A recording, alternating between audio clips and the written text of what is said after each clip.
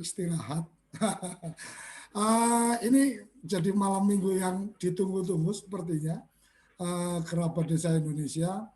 Terima kasih Mas Sugeng yang sudah berkenan gabung malam mingguan, mengalahkan malam minggu bersama keluarga.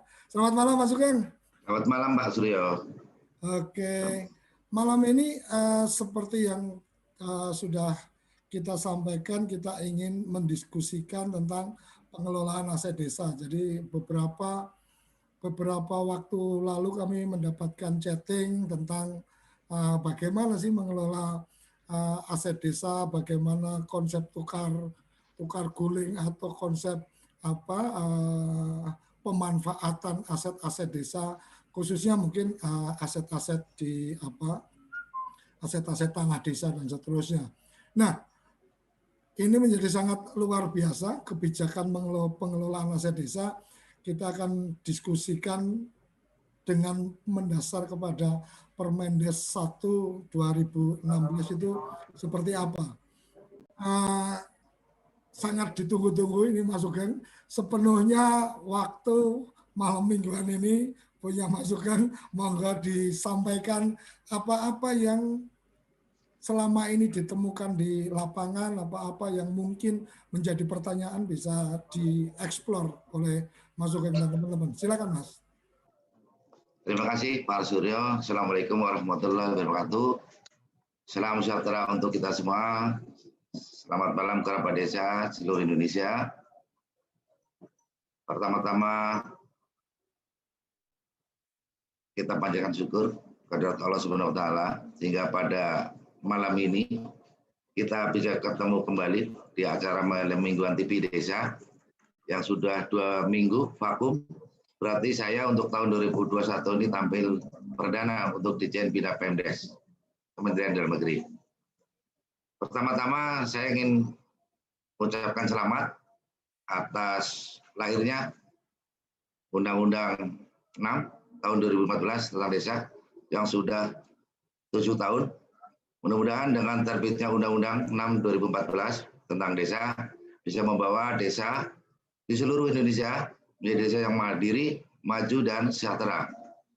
Selanjutnya, kami juga ucapkan selamat pada TV Desa Bina Pemdes Kementerian Dalam Negeri yang pada hari kemarin telah diresmikan oleh Pak Dirjen yang perdana. Ketiga, kami di Kementerian Dalam Negeri, Pak, minggu ini, masih 1 minggu ini, berduka atas berpulangnya Bapak kita, 2 tokoh kita, Bapak kita, pimpinan kita, sesepuh kita. Yang satu adalah Bapak Progo Nurjaman, yang kedua adalah Pak Seman Wijoyo. Kita doakan semoga beliau-beliau ini mendapat tempat yang terbaik di sisinya, dan kita yang ditinggalkan bisa melanjutkan cita-cita beliau untuk membangun desa, bangsa, dan negara ini.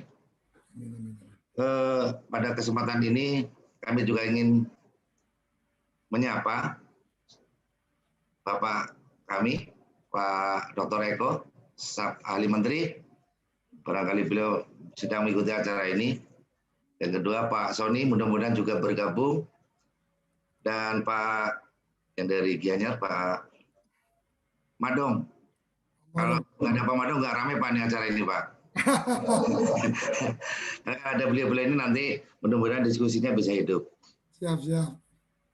Pada malam hari ini sengaja kami sampaikan tema kebijakan pengelolaan aset desa berdasarkan Permendagri 1 2016. Seperti yang pertemuan pertama kemarin, memang sengaja kami, Pak, saya sampaikan secara luas, hampir nggak ada temanya kemarin waktu yang pertama itu. Sebenarnya kami ingin menggugah teman-teman kerabat desa tentang arti pentingnya desa. Sebenarnya apa yang diatur di Permendagri nomor 1 2016 ini tentang pengelolaan aset desa. Apa itu aset, bagaimana pengaturannya, semua sudah diatur di Permendagri 1. Walaupun kita sadari juga bahwa masih ada kekurangan-kekurangan, namun kami selalu berusaha untuk selalu melakukan perbaikan-perbaikan terkait dengan norma kebijakan kaitannya dengan pengelolaan aset desa. Dengan harapan satu tadi itu yaitu bahwa desa-desa yang ada di Indonesia ini bisa menjadi desa yang mandiri, maju, dan sejahtera sesuai harapan kita semua. Pengelolaan aset desa sebagaimana dimaksud dalam Permendagri 1 2016 tentang pengelolaan aset desa adalah suatu kegiatan yang dari perencanaan, kebutuhan, penganggaran, pengadaan, penggunaan, pemanfaatan, pengamanan dan pemeliharaan serta penatausahaan, pembinaan, penilaian, pemindahantanganan, penghapusan, pengawasan dan pengendalian. Dari siklus pengelolaan aset desa ini, menurut saya yang paling penting adalah di penatausahaan, siklus penatausahaan. Jadi saya yakini kalau penatausahanya berjalan dengan baik, insya Allah siklus ini akan berjalan dengan baik. Lalu apa itu penatausahaan? Penatausahaan adalah kegiatan inventarisasi, pembukuan, dan pelaporan. Jadi dengan penatausahaan ini sudah mencakup 3 kegiatan itu, kegiatan inventarisasi, pencatatan atau penatausahaan, dan pelaporannya. Selanjutnya terkait dengan inventarisasi. Pada pertemuan pertama kemarin kami sampaikan bahwa saya mengajak kepada teman-teman desa semuanya agar kenali aset yang mereka miliki, lakukanlah inventarisasi, dicatat, karena belum ada kewajiban dari pemerintah desa untuk menyampaikan laporan ke pemerintah kabupaten atau provinsi, sementara dicatat dulu. Dalam Permendagri revisi kami yang mudah-mudahan sebentar lagi selesai, nanti ada kewajiban pemerintah desa untuk melaporkan ke kabupaten, provinsi, dan kami berharap nanti kami di pusat punya database terkait dengan aset desa. Sebenarnya aset desa ini nanti totalnya berapa seluruh Indonesia ini. Itu harapan kita di pusat ini, Pak. Masukan, siapa Pak? Ada yang akan ditampilkan slide-nya, boleh? Silakan. Oh, silakan, Pak. Siap. Kalau ada yang kalau mungkin teman-teman jadi lebih gamblang juga dengan tampilan slide. Langsung ke lanjut. Yeah. Belum keluar tayangan slide yang itu kewajiban tanggung jawab pemerintah desa.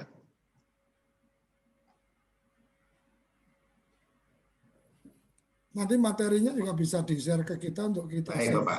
Siap. Yeah. Jadi pengelolaan aset desa ini adalah kegiatan yang tadi mulai dari perencanaan sampai penghapusan dan pengendalian. Okay. Ya. Lalu siapa pejabat yang berwenang untuk mengelola aset desa? Kepala desa selain sebagai kepala pemerintahan desa adalah juga sebagai manajer aset desa. Kemana aset desa akan dibawa? Bagaimana aset desa akan dikelola? Semua adalah menjadi kewenangan dari kepala desa. Apa aja kewenangan dan tanggung jawab kepala desa? Yaitu menetapkan kebijakan pengelolaan aset desa. Kepala desa bisa menetapkan status penggunaan aset desa, menetapkan pembantu pengelola dan petugas pengurus aset desa, menetapkan penggunaan, pemanfaatan, pemindahantanganan aset desa, dan menetapkan kebijakan pengamanan aset desa.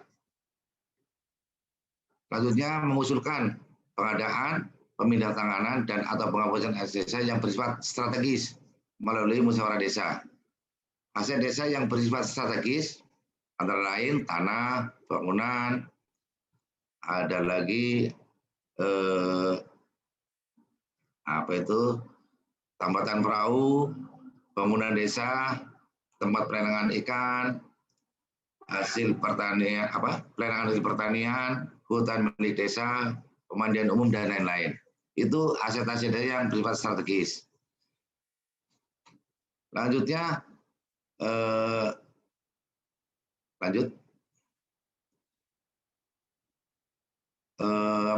tugas pemenang dari Sekdes selaku pembantu pengelola aset desa, yaitu meneliti rencana kebutuhan, meneliti rencana kebutuhan pemeliharaan aset desa, mengatur penggunaan, pemanfaatan, pemindahan tangan aset desa dengan persetujuan kepala desa tentunya, melakukan koordinasi dalam pelaksanaan inventarisasi aset desa, melakukan pengawasan dan pengendalian atas pengelolaan aset desa.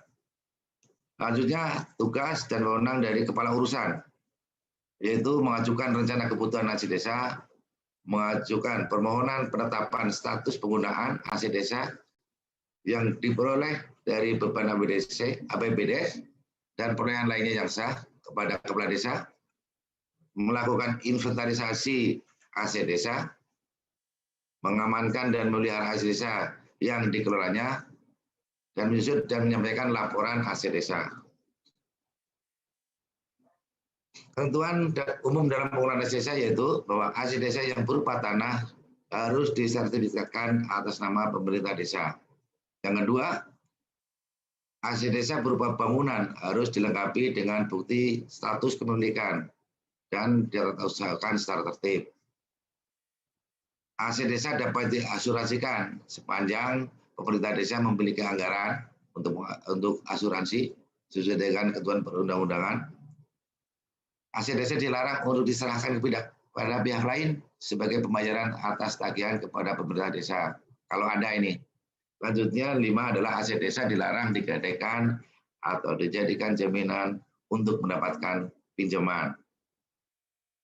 Ini adalah siklus dalam pengelolaan desa. Tadi sudah saya sampaikan bahwa yang terpenting dalam pengelolaan, baik itu aset desa, barang milik daerah, barang milik negara adalah dalam penata usahanya. Walaupun semuanya juga penting, tapi kunci dari semua ini adalah dalam penata usahaan. Lanjut. Ini adalah penjelasan tadi, nanti bisa sendiri. Lanjut, Mas. Jadi intinya terkait dengan Permendagri 1 ini, di Undang-Undang 6 2014 diamanatkan dengan tegas sekali bahwa di penjelasannya bahwa 2 tahun setelah terbitnya Undang-Undang 6 2014 tentang desa, proses inventarisasi selambat-lambatnya 2 tahun terkait dengan aset desa harus sudah selesai. Tapi ternyata di lapangan yang ada hampir-hampir sebagian besar, walaupun ada kemarin kami dari salah satu kabupaten sudah tertib, satu kabupaten itu sudah dilakukan inventarisasi terkait dengan aset desanya, dikoordinasi oleh teman-teman kabupaten, sehingga kami juga memperoleh data terkait dengan aset desa di kabupaten tersebut. Dan kalau tidak salah itu kemarin di daerah Sumatera Barat, Pak, di Payakumbuh, sudah ada perbubnya, bahkan sudah dilakukan penilaian. Nah, ini memang untuk penilaian ini kami di Kementerian Dalam Negeri, Pak, belum ada tenaga khusus tentang yang memiliki keahlian penilaian properti khususnya. Tapi mungkin ini nanti ke depannya bisa dikerjasamakan dengan teman-teman di Kementerian Keuangan untuk melakukan penilaian. Dan untuk melakukan penilaian ini harus ada payung hukumnya. Apakah itu Permendagri, mungkin kalau untuk aset desa, karena untuk aset negara dan aset daerah, barang milik negara dan daerah, itu payung hukumnya adalah Perpres, Pak, untuk melakukan penilaian terhadap aset-aset negara maupun aset daerah. Sudah ada Perpresnya. Kalau tidak salah pemerintah ini sudah melakukan 2 kali penilaian pada tahun 2007 sampai 2010 kalau tidak salah. Dan kemarin dari tahun 2017 sampai sekarang kelihatannya hasilnya belum diyakini sama auditor BPK, Pak. Jadi masih berlanjut ini, belum selesai, Pak, untuk yang penilaian yang kedua ini. Dan mudah-mudahan nanti untuk aset desa setelah tertib dulu, setelah kita tahu sekarang tertib, baru kita bisa melakukan penilaian. Penilaian terhadap aset desa selama ini yang dilakukan adalah dalam rangka pemindah tanganan, yaitu yang melibatkan nilai publik dalam nilai KJPP. Pemindahan tanganan dalam ini adalah apabila akan dilakukan rislah atau tukar menukar, itu baru ada penilaian khusus untuk tanah. Tapi untuk aset-aset yang lain memang belum kita lakukan, Bapak. Jadi kami berharap kepada teman-teman desa, kabupaten untuk membantu pemerintah desa, benar provinsi juga, untuk segera melakukan inventarisasi aset desa secara tertib. Insya Allah Pak, kami sebentar lagi akan kami sebarkan surat Dirjen, sedang kami konsep, untuk kita sampaikan kepada pemerintah kabupaten agar membantu pelaksanaan inventarisasi aset desa. Kalau asetnya sudah ditata dan diinventarisasi, nanti aplikasinya sudah jadi, nah tinggal masukkan ke dalam aplikasi yang sudah disiapkan, yang sudah update Cipadesnya. Mudah-mudahan ke depan Cipadesnya cepat selesai, karena dia juga menunggu selesainya revisi Permendagri yang ada di kami. Selanjutnya terkait dengan masalah inventarisasi,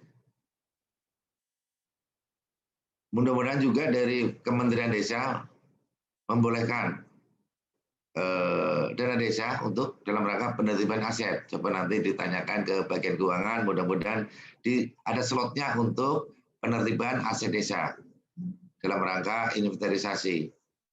Mungkin bentuknya honor, apakah itu selama setengah tahun atau bagaimana, tapi keharapan kami tahun 2021 ini semua desa, sebagian besar desa di seluruh Indonesia sudah melakukan inventarisasi aset desanya, baik itu aset yang berupa tanah maupun aset lainnya, sehingga diharapkan ke depan pengelolaan desa bisa lebih tertib, sehingga dalam pemanfaatannya nanti tidak menimbulkan masalah. Beberapa masalah terkait dengan aset desa yang akhir-akhir ini muncul adalah terkait dengan aset desa yang terkena pembangunan proyek strategis nasional. Di antaranya adalah pembangunan jalan tol, bendungan, atau embung, dan lain-lain. Sehingga penyelesaiannya agak terlambat karena salah satunya adalah aset desa. Bahkan kemarin hari kami diajak rapat dengan staf kepresidenan khusus membahas masalah aset desa, Pak. Nah, mudah-mudahan dalam waktu dekat juga ini bisa kami selesaikan. Pekerjaan PSN pembangunan jalan tol bisa segera diselesaikan sesuai target yang telah ditentukan. Lanjut, Mas. Lanjut. Kelihatannya untuk pengantar, Pak, mudah-mudahan nanti diskusinya bisa panjang terhadap masalah-masalah yang ada di desa, bisa didiskusikan di forum ini, dan teman-teman desa juga bisa mendapatkan pemahaman tentang arti tertibnya pengelolaan desa, sehingga ke depan sesuai harapan kita semua bahwa aset desa itu bisa dijadikan sebagai salah satu sumber dari pendapatan desa. Demikian, Bapak. Oke, terima kasih. Mas, ini sudah ada satu pertanyaan ini. Jadi presentasinya belum selesai, sudah ada pertanyaan. Dari Pemdes Lambangka, silakan. Saya unmute dari sini, boleh menyampaikan langsung? Siap. Halo, Lambangka. Silakan, akan menyampaikan langsung atau cukup saya bacakan? Jadi pertanyaannya adalah apakah pembangunan dari dana APBN? Lambangka akan menyampaikan, silakan. Sudah saya buka untuk bisa bicara, di unmute. Oke, silakan. Silakan langsung disampaikan, Mas. Baik, Bapak. Halo. Halo, Pak Bangka. Halo Pak. Ya, silakan, Pak, silakan. silakan. Halo, siap Pak. Ya, silakan. Siap. Ya Pak. Ya, silakan Silakan, disampaikan. Pak. Dek, ayo dulu. Dek. Udah langsung aja Pak, langsung sampaikan. Ingin menyampaikan ini Pak, tentang tanah kas desa. Ya. Yang jadi pertanyaannya, kalau ada bantuan APBN, contohnya bantuan air bersih itu, nah ingin dibangun desa di tanah kas desa.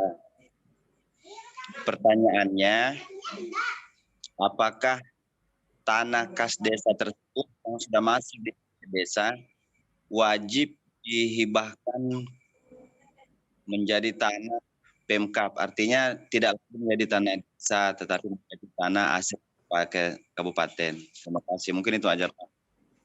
Oke, monggo masukkan. Baik Pak, terima kasih Pak. Siapa nih? Namanya Pemdes Lambangka aja. Dari Lambangka, desa Lambangka Bapak ini. Beliau mempertanyakan apakah pembangunan yang dilakukan oleh dana APBN di tanah desa, tanahnya diserahkan kepada pemerintah kabupaten, kalau nggak salah begitu Pak. Ya. Di Permendagri kami Pak nomor 1 2016 nyatakan bahwa untuk tanah desa sangat dijaga sekali bahwa tanah desa tidak bisa diapa-apakan kecuali dilakukan tukar menukar atau rislah. Kalau aset yang dibangun oleh pemerintah melalui APBN berada di tanah desa, kalau hasilnya tidak akan diserahkan kepada pemerintah desa, maka pemerintah dalam hal ini siapapun yang Pemda maupun pemerintah provinsi harus mengganti tanah desa yang digunakan untuk pembangunan saluran PAM atau gimana nih, harus diganti. Desa harus dapat ganti. Kecuali memang pembangunan itu akan diserahkan kepada pemerintah desa. Begitu Pak Suryo. Artinya ketika pembangunan menggunakan APBN maupun APBD, ketika kemudian pengelolaannya tidak diserahkan ke desa, maka dari Pemda atau dari pusat tetap harus mengganti tanah yang dipakai itu, gitu Mas? Betul Bapak. Oke, jadi begitu kira-kira yang bisa disampaikan bahwa ini kan banyak terjadi juga nih tentang kalau dulu itu kan ada terutama zaman-zaman era Pak Harto dulu kan pembangunan untuk impres, mau pasar, mau sekolah, apapun itu kan kadang kemudian salah satu cara paling cepatnya adalah desa menyiapkan lahan untuk bisa mendapatkan program atau penempatan itu. Maka kemudian itu harus dicatat atau harus diurus untuk kemudian atas lahan yang digunakan itu apabila tidak ada keterlibatan desa dalam pengelolaan, maka harus ada penggantian atau bagaimana? Gitu ya Mas, kira-kira. Betul Bapak. Jadi terkait dengan tanah desa, ini banyak sekali Pak. Tanah desa yang dulu dipakai untuk pembangunan SD Impres, kantor kecamatan, Koramil, dan lain-lain oleh Pemda, itu sesuai amanat undang-undang dikembalikan kepada desa. Kecuali untuk tanah desa yang dipakai untuk pembangunan fasilitas umum. Itu yang tidak dikembalikan. Fasilitas umum itu seperti apa? Nah, ini yang masih tipis sekali Pak.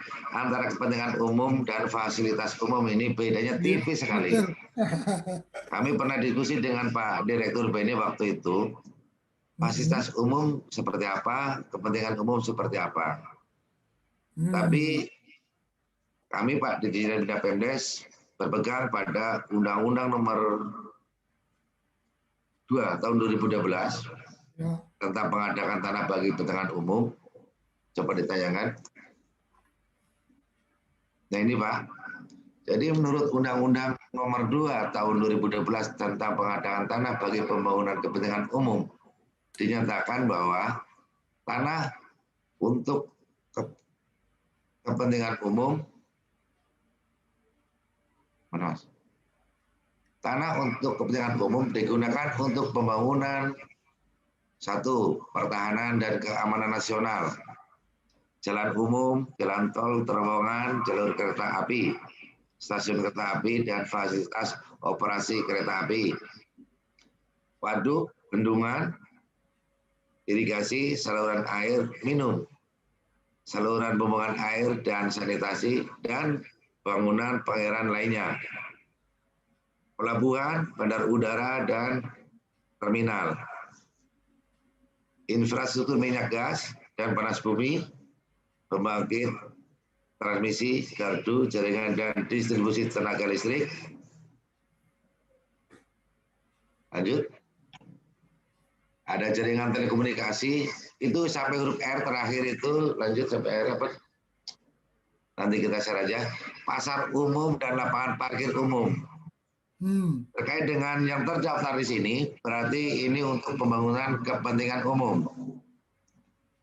Jadi untuk yang tanah desa yang dipakai untuk pembangunan ini harus dilakukan ganti rugi tanah.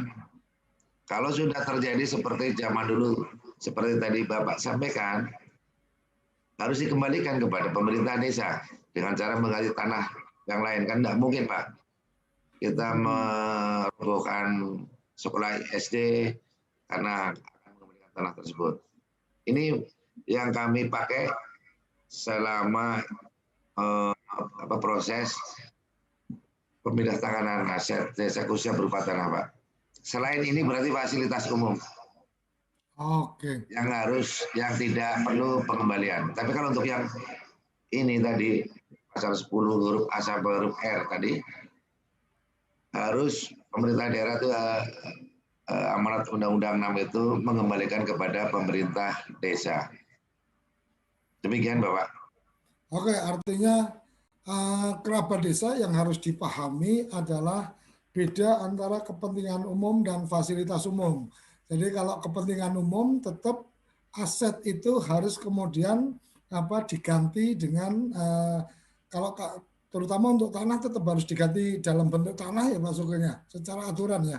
Siap Bu, siap. Ya artinya untuk tanah kas desa ini. Ya, berarti untuk tanah kas desa yang digunakan untuk kepentingan umum, bukan fasilitas umum, itu tetap harus mendapatkan pengganti tanah dengan nilai yang sama. Mungkin kira-kira kayak gitu. Betul nggak Pak Sugeng? Betul Pak, betul Bapak. Mas Sugeng, ini ada yang menarik dari chat kita tentang mohon penjelasan terkait tanah bengkok ini Mas. Apakah tanah bengkok kades dan perangkat desa masuk dalam APBDes atau mungkin masuk dalam pencatatan aset desa atau gimana? Monggo Mas. Terima kasih Pak. Daripada ini nanti kurang puas, kebetulan di jalur ini ada Mbak Nia. Halo Mbak Nia. Mbak Nia. Okay. Mbak Rahmania ya. Rahmania betul. Oke, monggo Mbak Rahmania bisa membantu. Halo. Halo Mbak Nia. Sudah saya jadikan co-host, bisa langsung buka mute, unmute-nya. Atau mungkin sedang ada kegiatan yang lain. Mungkin Ibu Yayu atau Bu Suri sudah bergabung. Tadi Bu Yayu ada, tapi kok udah nggak ada. Ini ada pertanyaan. Mohon penjelasan terkait tanah bengkok desa sesuai PP 11. Apakah tanah bengkok kades dan prades masuk dalam APBDes? Halo Bu Yayu. Siapa lagi Mas kira-kira yang mungkin bisa membantu dari teman-teman? Ada Bu Yayu, Bu Furi kalau bergabung. Bu Furi belum, Mbak Rahman, Mbak Nia tadi udah ada sih. Cuma belum buka. Jadi Mungkin kalau secara, tapi oke, sambil menunggu yang berkompeten untuk menjelaskan, Mas Widiartono, Mas Sodik Ismanto, mohon bersabar, nanti kita coba call teman-teman dari Kemendagri yang menguasai ini. Tapi yang menarik tadi masukan ada tentang ajakan masukan untuk teman-teman desa mulai mempersiapkan inventarisasi aset, karena kemudian akan ada juga aplikasi Sipades yang akan diupdate dan seterusnya. Berarti nantinya aset-aset ini akan diregistrasi atau dicatatkan di aplikasi ya Mas? Betul Bapak. Jadi setelah nanti aplikasi ini benar-benar sudah rapi,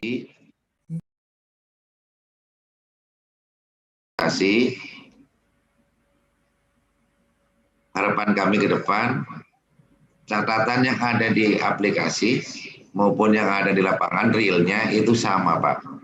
Tidak seperti sekarang ini, barangnya ada, catatannya tidak ada. Catatannya banyak, barangnya nggak ada. Gitu Pak. Dari kegiatan inventarisasi ini juga ada tindak lanjutnya Pak terhadap nanti aset yang tidak diketemukan, aset yang kondisinya sudah rusak berat, kan harus ada tindak lanjutnya, harus dihapuskan dari data inventaris. Sehingga nanti realnya yang ada di catatan aset desa itu ya barang yang masih ada dan kondisinya baik. Oke. Mas, ini ada pertanyaan lagi, tapi saya nggak tahu ini apakah dalam kapasitas Mas Sugeng untuk bisa membantu memberikan penjelasan. Jadi dari Mas Wahyu Dijaya, desa saya tidak punya lapangan desa untuk kegiatan olahraga dan pembinaan kepemudaan. Apakah dana desa boleh digunakan untuk pengadaan tanah lapangan? Nah, ini kita kembalikan ke teman-teman sana Pak, Kalibata. Apakah dana desa boleh buat beli tanah untuk pembangunan lapangan? Kalau dari Permendesnya boleh, ya boleh. Artinya urusan pemanfaatan memang ada di, tapi sebenarnya kalau kita bicara kepada bagaimana desa punya otoritas untuk pengelolaan anggaran dan seterusnya, mungkin salah satunya kalau memang menjadi kesepakatan musyawarah desa itu bisa dialokasikan ya. Betul Pak, karena memang banyak teman-teman dari daerah nanya, Pak, ini kamu mau beli tanah, boleh nggak? Sepanjang desa punya uang, kenapa nggak boleh? Yang jadi masalah, itu kan Pak. Yang jadi masalah uang dari mana? Kalau uangnya bukan dana desa boleh nggak dipakai untuk beli tanah? Setahu saya kegiatan dana desa ini untuk kegiatan-kegiatan yang padat karya. Artinya kan ada agenda, sebenarnya sih nggak harus. Bukan untuk. Ya, yang saya pahami bahwa Kementerian Desa memang membuat prioritas penggunaan dana desa. Betul, Pak. Tetapi bahwa kemudian prioritasnya itu harus urut 1, 2, 3, 4 atau kemudian yang diprioritaskan itu di sebelah mana, ini bagian dari kewenangan desa untuk kemudian menentukan. Itu sih yang saya pahami. Kalau kebetulan di Zoom meeting ini ada teman-teman dari Kemendes, boleh juga raise hand untuk bisa membantu menjelaskan, karena memang saya sangat paham kalau Mas Sugeng memberikan respon dalam konteks ini memang ada bagian-bagian yang proporsionalnya ini, artinya dari Bina Pemdas kan lebih pada bagaimana agenda-agenda administrasi dan pembinaan aparatur. Jadi mungkin ada bagian-bagian yang walaupun mungkin paham, tapi kadang-kadang teman-teman ini sangat tahu diri untuk kemudian tidak memberikan respon yang bukan dalam kapasitasnya. Kira-kira kayak gitu ya Mas Sugeng. Betul, Bapak. Oke, luar biasa. Ini ada Mas Effendi, izin bertanya bagaimana bila mana aset desa berpotensi dapat menghasilkan profit, apakah perangkat desa berhak untuk mengelolanya? Kedua, bagaimana peran BUMDes? Mas Effendi akan menyampaikan secara langsung, tapi videonya nggak ada nih gambarnya, jadi saya bacakan aja. Yang kedua, bagaimana peran BUMDes terhadap pengelolaan aset desa yang berpotensi menghasilkan profit, karena aset desa merupakan aset publik yang dimiliki oleh masyarakat. Mau ngomong nggak, Mas? Kalau akan direspon.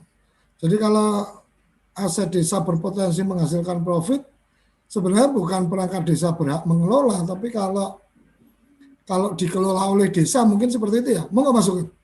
Baik Bapak, inilah yang harapan kita semua, bahwa sesuai pertemuan yang pertama dulu kan, kami mendorong sekali pemerintah desa untuk optimalisasi pemanfaatan aset desa, dioptimalkan aset desa yang ada, bisa melalui mekanisme sewa, kerjasama pemanfaatan, dan bangun guna serah atau bangun serah guna, Pak. Nah, ini mungkin bagian yang ini perlu dijelaskan detail nih, Mas, supaya kerabat desa ini, saya melihat atensinya luar biasa. Di Zoom meeting kita udah hampir 50 partisipan, di YouTube kita juga banyak yang menyaksikan. Jadi saya harapkan mungkin bagian yang tadi bangun serah guna atau apa itu tadi bisa agak detail supaya teman-teman ada kades, ada perangkat bisa mendapatkan pencerahan. Mau Mas? Baik Pak. Pemanfaatan aset desa itu diantaranya adalah melalui sewa. Jadi kalau ada aset desa yang bisa sebagai sumber pendapatan bisa dilakukan sewa, jadi desa bisa mendapatkan uang. Yang kedua, kerjasama pemanfaatan. Yang ketiga selanjutnya adalah bangun guna serah atau bangun serah guna.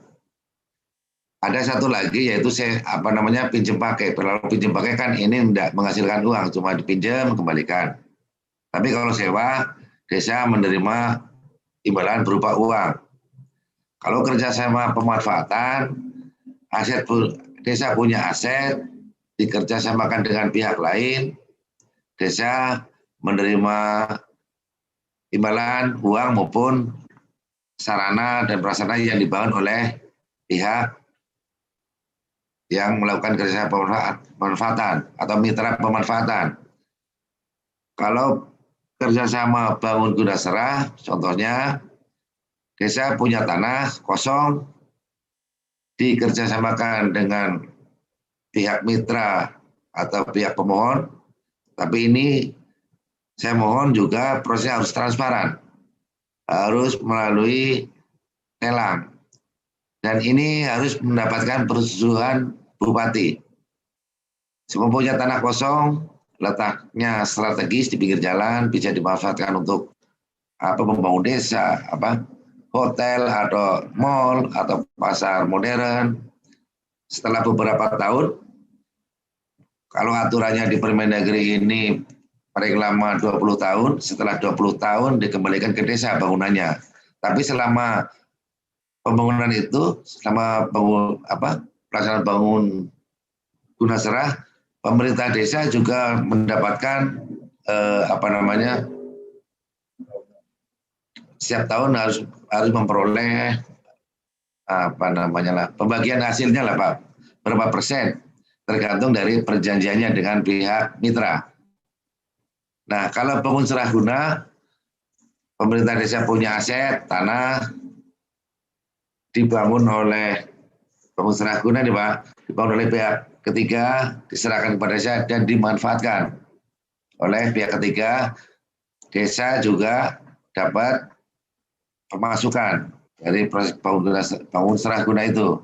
Cuma prosesnya aja Pak, kalau bangun guna serah dibangun, digunakan, baru diserahkan. Tapi kalau bangun seraguna, bangun diserahkan digunakan. Hanya pencatatannya Pak, ini cuma istilahnya aja Pak. Bagaimana perjanjiannya, mana enaknya yang saling menguntungkan. Suaranya? Yang suaranya ini? Hah? Pak, suaranya Pak. Halo.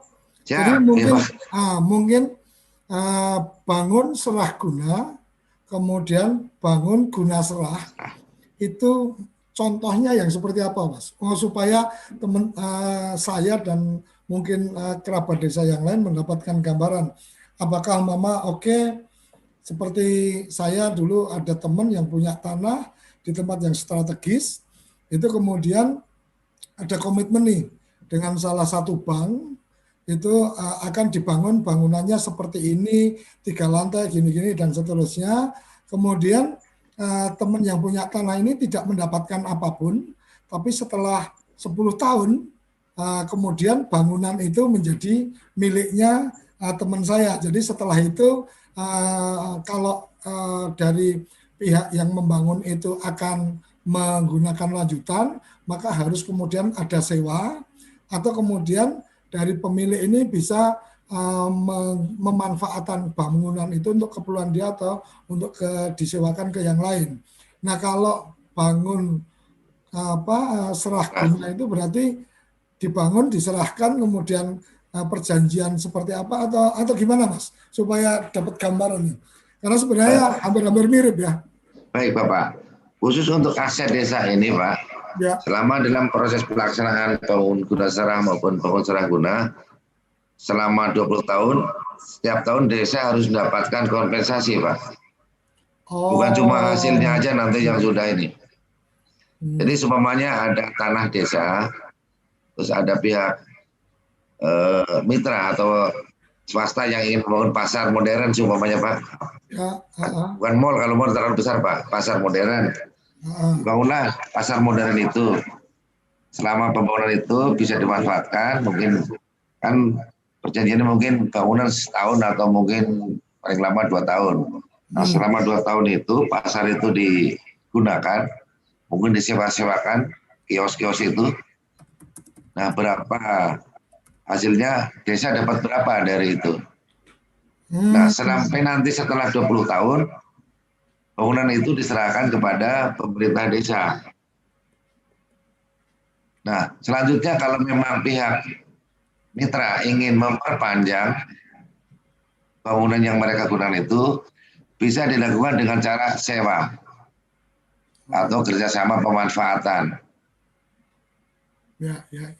Jadi kalau baik itu bangun guna serah maupun bangun serah guna, pemerintah desa sudah harus dapat manfaatnya, mendapat kompensasi selama tiap tahun selama pelaksanaan bangun guna serah maupun bangun serah guna.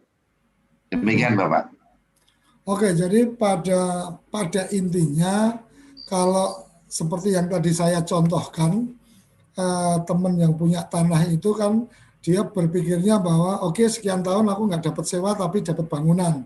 Itu tidak bisa terjadi ketika bicara pemanfaatan aset desa. Jadi pada saat dibangun atau dimanfaatkan dalam periode waktu tertentu, tetap harus sudah mendapatkan income ya dari sisi desa ya. Betul Pak. Walaupun mungkin nilainya kecil, tapi harus ada pemasukan buat pemerintah desa. Mas, ini menarik ini dari DPD PPDI Kabupaten mana ini menyampaikan untuk bintang pengelolaan aset sangat diperlukan dengan melibatkan unsur Kades, Sekdes, perangkat desa juga BPD agar pemahamannya dapat meluas dan agar tidak berpotensi miss Pemdes dengan masyarakat. Ini menarik ini Mas. Jadi bintang tentang pengelolaan aset kayaknya studionya Kemendagri perlu segera dioptimalkan ini untuk acara-acara bintang, karena saya melihat keinginan teman-teman kepala desa, perangkat desa, masyarakat untuk kemudian banyak mengetahui atau lebih paham detail ini lumayan tinggi. Bagaimana nih masukan responnya untuk usulan sangat diperlukan BIMTEK dengan melibatkan berbagai unsur, mungkin supaya efisien ya, cara-cara online atau cara-cara apa tayangan-tayangan ini akan menjadi menarik. Monggo Mas. Baik, terima kasih Pak. Alhamdulillah Dirjen Bina Pemda sudah memiliki TV. Ini juga ada TV Desa. Karena ini masih dalam posisi pandemi COVID-19, memang kita saat ini tidak bisa bergerak untuk melakukan BIMTEK maupun sosialisasi secara tetap langsung, Pak. Oke. Memang untuk persoalan aset ini, Pak, kalau cuma melalui media massa seperti ini masih kurang. Tapi mudah-mudahan tetap ada manfaatnya. Harapan kita semua. Tadi dari BPD ini memang Pak. Jadi silakan aja Bapak ini nanti semuanya akan ada proses pemanfaatan desa. Silakan berkoordinasi dengan kami di Dirjen Bina Pemdes. Bagaimana cara pelaksanaannya? Yang penting proses pelaksanaan pemanfaatan hasil desa ini harus transparan, Pak. Oke. Khususnya tanah desa ini kan untuk wilayah Jawa Barat ini biasanya memiliki tanah yang sangat luas, Pak. Jadi tanah-tanah di desa di Jawa Barat ini tanahnya itu disewakan kepada warga desa setempat untuk menggarap dengan cara lelang. Jadi siapa yang berani mengajukan penawaran tertinggi terhadap lahan berupa sawah itu, mereka kan pasti sudah bisa menghitung. Tahun ini bisa panen 3 kali, hasilnya berapa, mereka pasti akan melakukan berapa untuk menawar untuk garap selama 1 tahun itu, atau 2 tahun. Jadi sudah tahu dengan sewa tanah desa ini kami akan dapat untung sekian. Tentunya dengan catatan juga takutnya ada perubahan iklim yang mestinya setahun bisa panen 3 kali, nggak tahu cuma panen sekali, itu juga harus diperhitungkan. Jadi desa tidak sebenarnya pokoknya harus bayar sekian, pokoknya harus bayar di muka sekian, agak merepotkan memang Pak, karena ini yang menggarapkan warga desa setempat Pak. Oke, Mas. Di channel YouTube ada pertanyaan ini dari Mbak Parti, tadi saya baca tentang pemanfaatan aset. Oke, saya coba baca satu-satu nih dari Iwan Bambang. Penertiban aset berkaitan pertanahan berada di luar desa tersebut, apakah dapat dialihkan ke desa yang bersangkutan? Artinya mungkin ada aset dari desa yang ada keberadaannya di luar desa. Apakah ini bisa Mas? Dialihkan ke desa atau gimana ini? Mungkin bisa Mas Sugeng pernah menemui kasus seperti ini atau gimana, Monggo? Siap Bapak. Jadi untuk tanah milik desa yang berada di luar desa atau tanah milik desa yang tidak satu hamparan dan terhimpit oleh tanah pihak lain, dapat dilakukan tukar-menukar ke lokasi desa setempat dalam rangka optimalisasi atau dalam rangka pendayagunaan aset tersebut, tanah tersebut, mempermudah pengawasan juga. Ya. Intinya untuk tanah yang desa yang memiliki tanah di luar desa bisa dilakukan tukar-menukar dengan tanah di desa setempat. Dengan catatan juga Pak untuk yang ini, bahwa dalam proses tukar-menukar tanah ke desa ini, desa tidak boleh mengeluarkan biaya. Semua biaya tetap harus menjadi tanggung jawab atau tanggungan dari pihak yang akan melakukan tukar-menukar. Oke, selanjutnya nih ada berikutnya adalah kalau dari Iwan Bambang ini Pemdes Tonjong, tanah kas desa untuk lapangan olahraga, sumur bor air bersih dan lainnya, bagaimana bisa atau enggak? Ini mungkin masuk ke yang fasilitas umum tadi ya Mas Sugeng. Monggo Mas Sugeng.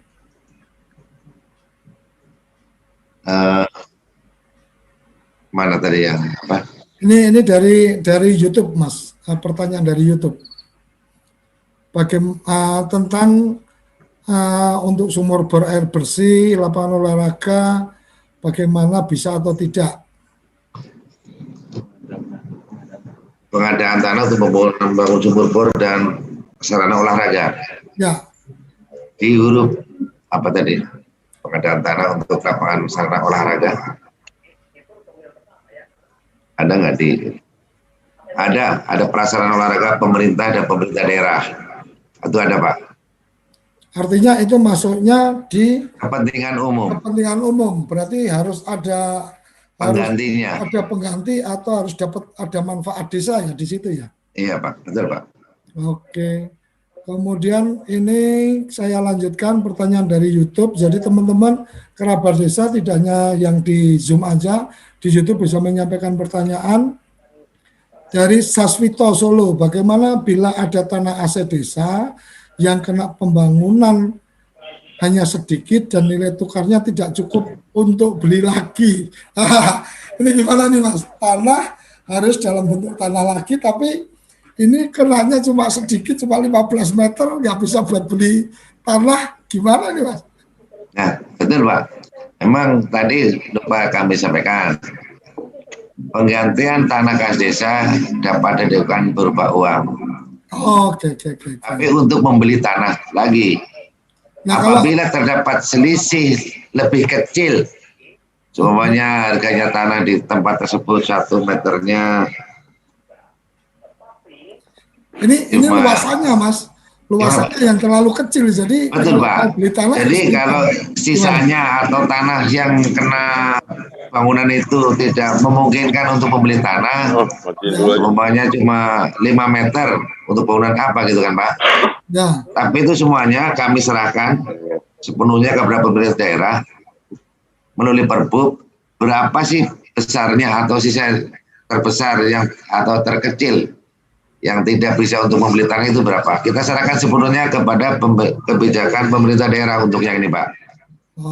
Karena untuk daerah satu dengan daerah lain ini berbeda-beda Pak. Kalau di Jawa 50.000 mungkin belum bisa dibeli tanah, di luar Jawa di yang daerah perbatasan mungkin sudah dapat berapa meter itu Pak. Oke. Saya lanjutkan lagi ya Mas untuk yang di YouTube ini ada lagi Desa Kamis, salah satu desa yang punya tanah desa luas, tapi PKD sudah ditempati warga turun-temurun. Apa yang harus dilakukan, Mas? Tanah desa sudah dilakukan atau ditempati warga secara turun-temurun bertahun-tahun ya Pak. Bagaimana apa yang harus dilakukan? Halo Bapak. Iya betul. Nah, jadi tanah kas desa dimanfaatkan oleh warga dan sudah turun-temurun. Ya, terima kasih Pak. Mungkin saya akan cerita sedikit Pak terkait dengan hal ini. Ini ada pengalaman baru-baru ini juga. Ada di daerah Mauk, kota Kabupaten Tangerang, di Kecamatan Tangerang. Itu ada tanah kas desa yang sudah berpuluh-puluh tahun, mungkin 80 tahun lebih digunakan oleh masyarakat desa untuk tempat hunian. Sudah 80 tahun lebih Pak, menurut surat yang kami terima. Nah, kebetulan ada program dari pemerintah Kabupaten Tangerang ini sebagai contoh, bahwa di desa tersebut akan dijadikan sebagai desa percontohan atau apa kemarin namanya itu aquaculture Pak. Desainnya sudah ada. Masyarakat desa minta bagaimana biar kami warga yang sudah menempati tanah kas desa ini memiliki hak atau bisa membeli tanah desa itu sehingga warga di tempat tersebut memiliki alas hak yang jelas. Ini tepatnya ada di Desa Ketapang, Kecamatan Mauk, Kabupaten Tangerang. Ada sekitar 400 kepala keluarga di sana yang menginginkan tanah desa tersebut. Nah, apakah tanah desa tersebut bisa dibeli? Terkait dengan yang hal-hal seperti ini, Pak, kalau memang warga sepakat untuk membeli tanah itu, bisa dilakukan tukar menukar dengan tanah juga. Jadi warga di sana sepakat mengumpulkan iuran untuk membeli tanah sebagai tanah pengganti yang sudah mereka tempati berpuluh-puluh tahun. Nanti akan dilakukan penilaian oleh KJPP berapa tanah desa yang ditempati oleh warga, nilainya berapa.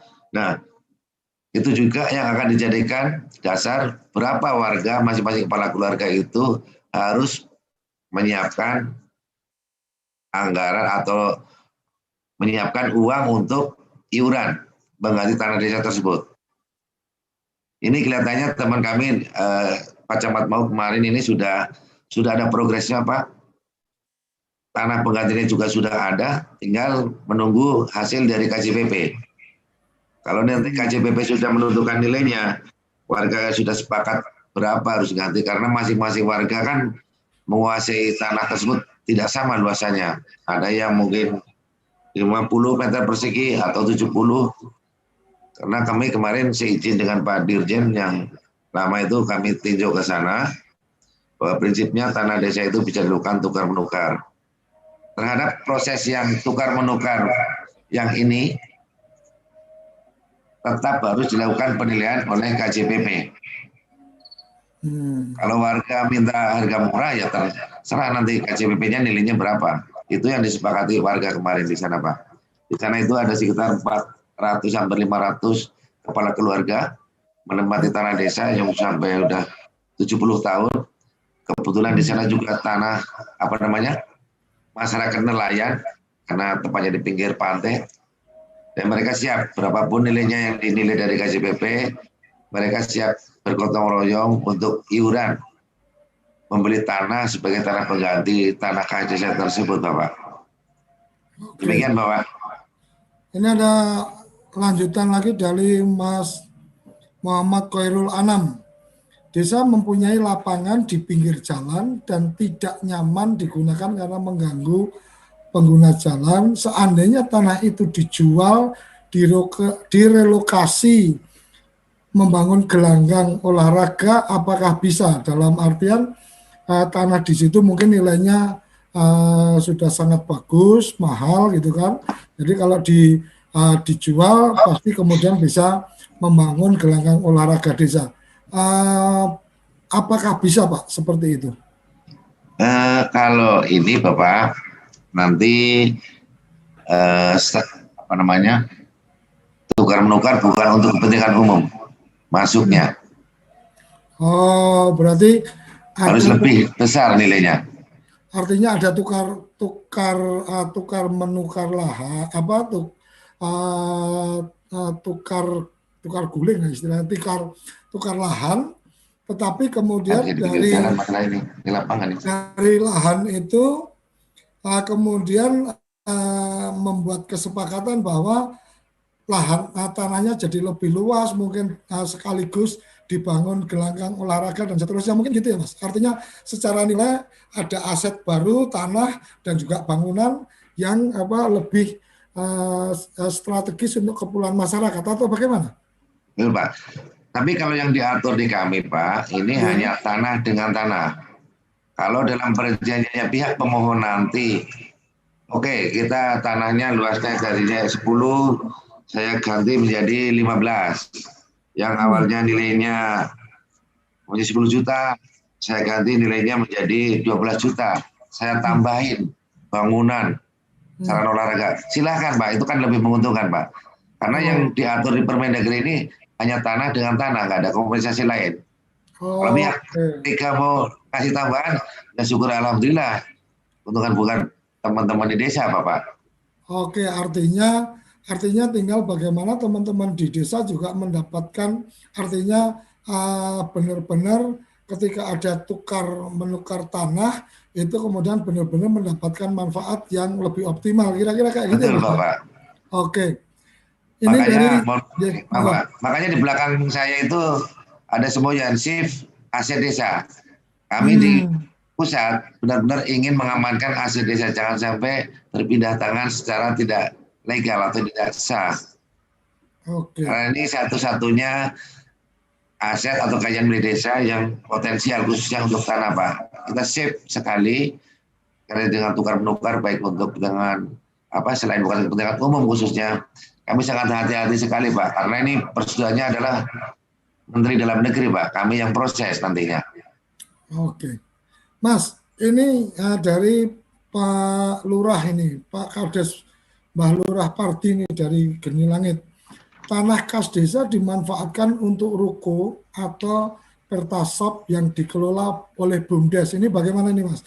Kayaknya kemarin sempat juga kita obrol ini pemanfaatan tanah untuk BUMDes. Mau nggak, Mas? Baik, Pak. Ini kebetulan Kementerian Dalam Negeri bekerja sama dengan Pertamina dengan membangun pertasop. Nah, ini mekanismenya diserahkan sepenuhnya kepada desa. Apakah melalui BUMDes? Karena kan desa tidak mungkin, Pak, mengelola sendiri itu. Desa kan biasanya, oke, sewa kepada desa sekian. Karena dengan pertasop ini kan Pertamina mensuplai produk di situ, Pak. Nah, itu kan bagaimana cara penggajian kepada pegawainya nanti. Nah, itu bisa dikelola oleh BUMDes itu. Silakan dikelola. Artinya tanah desa bisa dipakai untuk ini ya, untuk BUMDes ya? Justru kemarin setahu saya awalnya ini, Pak, tidak diperbolehkan sebagai penyertaan modal. Atau harus terhitung sewa? Oh, kalau penyertaan modal kan lepas dari tanahnya, Pak. Ini prosesnya sewa, Pak. Desa dapat uang pengganti sewa nih. Tanah tetap milik punya desa. Oh, berarti kalau untuk bikin ruko atau pertasop atau apapun itu, maka rekomendasinya adalah tanah itu tidak menjadi asetnya BUMDes, tapi tanah itu disewakan gitu ya, Mas? Kira-kira, Mas? Betul, Pak. Cuma sewanya seperti kami, Pak. Contoh kami, Pak, untuk yang barang milik negara ini. Kan banyak ada di kantor-kantor kami itu kan ada kantin segala macam itu kan. Nggak tahu siapa yang mengelolanya. Kalau mengelolanya swasta, full swasta seperti kantor bank, ATM itu full 100%, Pak. Dikenain sama Menteri Keuangan. Tapi kalau yang pakai koperasi untuk kantin itu dapat diskon 50%. Oh, artinya ini hanya masalah hitung-hitung angka tapi tetap betul, Pak. Betul. Ini satu lagi pertanyaan sebelum nanti kita jeda dari Aris Setiawan. Izin bertanya bagaimana penggunaan bunga bank dari nilai ganti rugi tanah kas desa yang dikenakan jalan tol. Misal bunga bank uang ganti rugi ada 100 juta. Harus dibelikan tanah atau bisa dibelanjakan ke yang lain? Baik, Pak, terima kasih. Jadi begini, Pak, di Permendagri ini jelas sekali bahwa aset desa khususnya tanah hanya dapat dilakukan tukar-menukar tanah dengan tanah. Terkadang masalahnya, begitu tanah itu terkena proyek pembangunan, karena sulit mencari tanah pengganti yang sesuai dengan Permendagri kami, akhirnya uang tersebut dititipkan ke bank. Ada bunganya tentunya, Pak. Kalau nilainya cuma ratusan juta mungkin nggak besar, tapi kalau miliaran kan setahun udah bisa berapa, Pak? Kita tetap kembali kepada aturan semula bahwa tanah dengan tanah berapapun nilai yang dititipkan ke bank termasuk bunganya harus diberikan tanah lagi. Itu, Pak. Oke, artinya dipahami bahwa ketika ada uang dari penggantian tanah, itu hasil dari uang itu tetap harus dikumpulkan untuk kemudian beli tanah lagi. Nggak bisa kemudian bunganya dimanfaatkan untuk keperluan lain, kan gitu ya, Pak? Betul, Pak. Tidak boleh. Oke, clear. Berarti yang tadi sudah ditanyakan oleh Mas Aris, Jadi Mas Haris, bunganya tidak boleh dipakai untuk keperluan lain atau belanja lain, tetap harus dibelanjakan tanah. Kira-kira kayak gitu ya masukannya. Betul, Pak. Oke, kerabat desa, tanpa terasa ini sudah panjang, kita udah tengah perjalanan kita. Kita akan jeda sesaat untuk kemudian kita bacakan lagi dan kita berikan kesempatan teman-teman untuk ikut bicara. Silakan. Halo Desa. Kini telah hadir tontonan dan tuntunan untuk desa-desa Indonesia. Desa Vision. Desa Vision memberikan pilihan tayangan edukasi dan inspirasi untuk desa, untuk warga desa, untuk penggiat usaha dan pemberdayaan desa. Desa Vision dikembangkan oleh TV Desa yang telah mendedikasikan diri mengembangkan program siaran desa dan perdesaan sejak tahun 2014.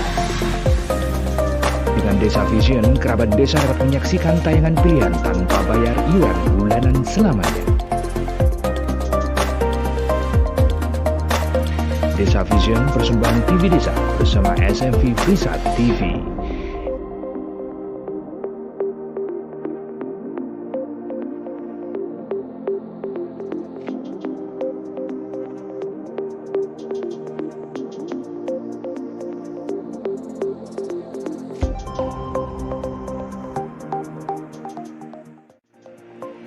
Info lengkap kunjungi desavision.id. Desa Vision. Desa Vision memberikan pilihan tayangan edukasi dan inspirasi.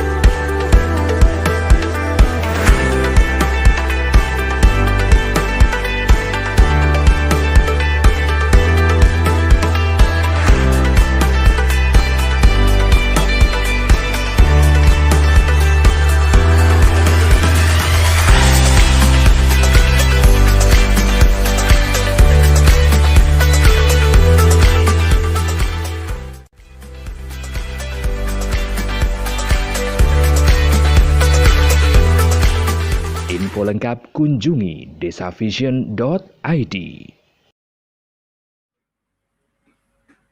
Oke, kembali kita ke materi, ke obrolan lanjutannya. Mas Sugeng, ini sama-sama tadi kelas. Oke, Mas Sugeng, menarik tadi obrolan lanjutannya. Jadi ada juga ini yang kemudian di channel YouTube kita lumayan banyak yang menyampaikan pertanyaan. Jadi tentang aset ini banyak sekali yang kemudian tertarik untuk membahas. Kemudian dari Mas Fikih, dalam Permendagri itu kerjasama dalam model bangun seraguna atau bangun seraguna, besaran kontribusi ke desa ditetapkan oleh tim yang dibentuk oleh Bupati. Bagaimana ini cara menyikapinya nih Mas? Artinya suka tidak suka kan kemudian teman-teman ini dalam berproses menuju dari tim yang dibentuk oleh Bupati dan seterusnya, atau untuk percepatannya dan seterusnya ada saran, rekomendasi Mas Sugeng? Betul Bapak, jadi terkait dengan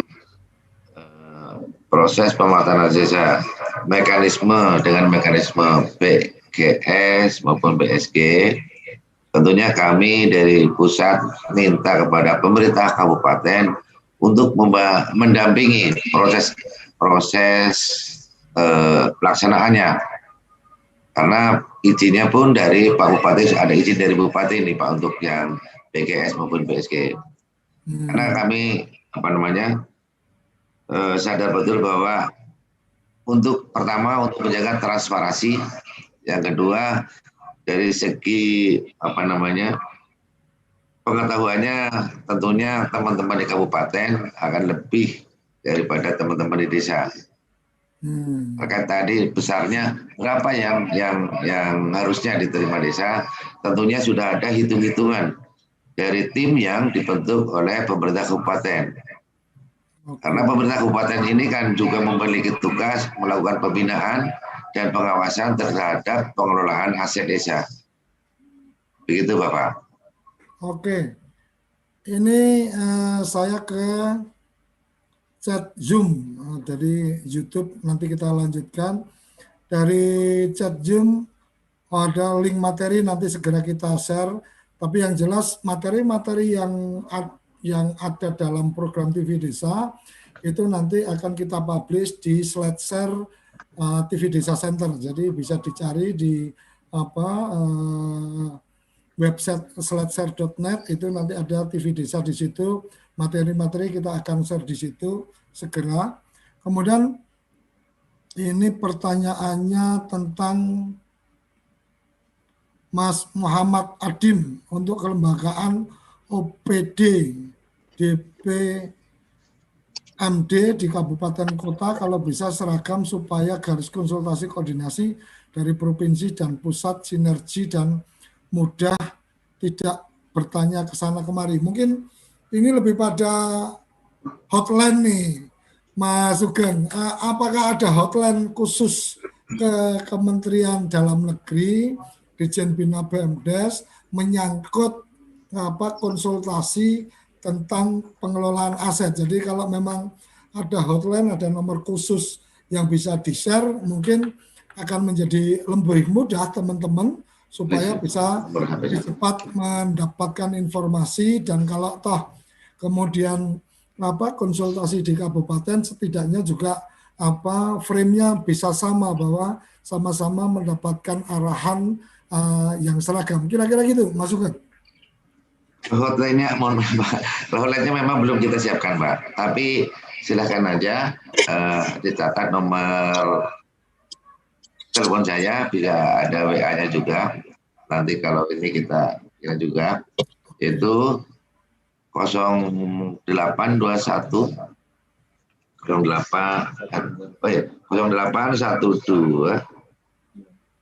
0812 942 44693 0812 44693. Ini yang nomornya Mas Sugeng atau? Ya Pak.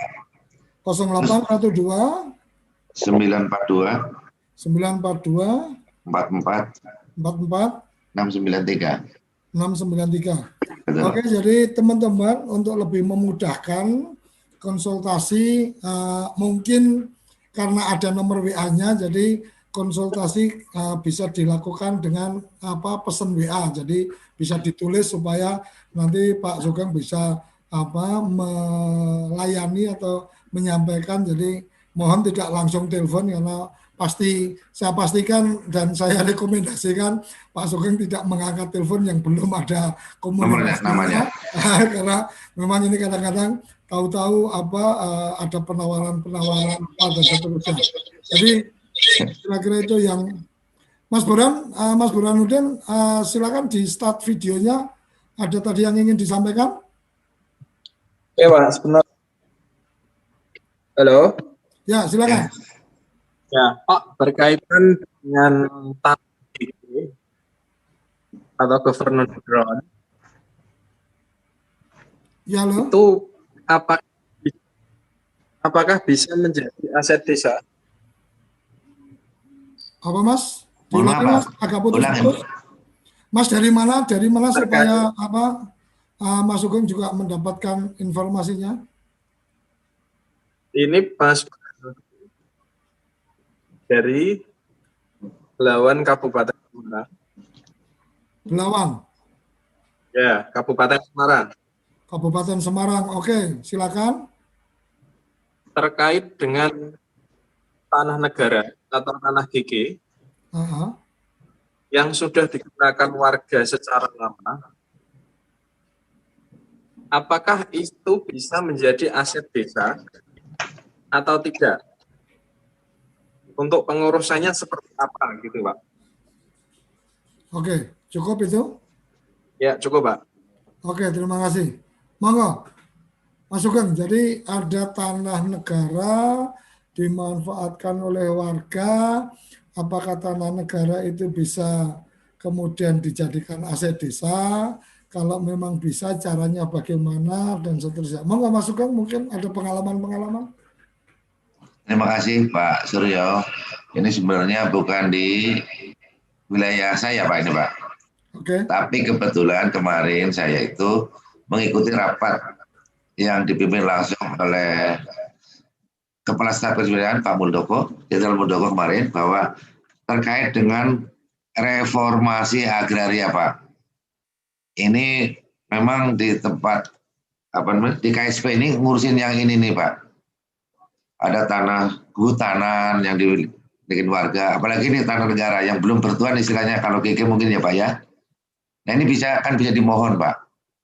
Ini nanti langsung Pak diurus di staf kepresidenan Pak. Langsung ini Pak, kalau Bapak bersurat ke Presiden, mudah-mudahan ini langsung disentuh Pak. Ini di Semarang Pak ya. Oh iya, di Semarang. Oke Pak, ini sebenarnya bukan kewenangan saya Pak, cuma kebetulan kemarin saya ngikutin rapat Zoom yang dibicarakan pas seperti ini, tanah-tanah seperti ini Pak. Oke, Mas Burhanuddin dapat pencerahan ya, berarti komunikasinya langsung bersurat ke Presiden, mungkin juga bisa dikirim ke kantor staf Presiden, jadi kemungkinannya itu akan menjadi lebih gampang mendapatkan penjelasannya, karena mungkin ini menjadikan perhatian juga atas pemanfaatan tanah negara oleh masyarakat. Kira-kira gitu ya, Mas Sugeng ya. Tapi ini betul Pak. Silakan aja Pak Burhanuddin dimohonkan segera diurus. Nanti ini di tim ini ada Menteri ATR, bahkan ketuanya langsung Pak Jenderal Muldoko nih Pak, terkait dengan tanah-tanah seperti ini. Silakan mungkin ada lembaga yang ngurus masalah ini yang pokoknya ini terkait dengan reformasi agraria Pak, konflik-konflik pertahanan seperti ini Pak. Oke. Nah, ini kan nggak konflik sebenarnya kan, tanah negara dikuasai masyarakat, belum ada alasannya, silakan dimohonkan negara. Mudah-mudahan bisa didistribusikan ke masyarakat, plus mungkin sertifikatnya barangkali nih Pak, nanti kebijakannya kan ada di Menteri ATR ini, karena Menteri ATR ini selaku wakilnya Pak.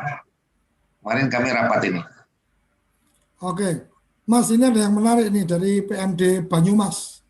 Dalam kondisi force majeure bencana, contohnya kasus ketika terjadi tanah longsor, Pemda akan melakukan relokasi hunian bagi korban tapi terbatas anggaran.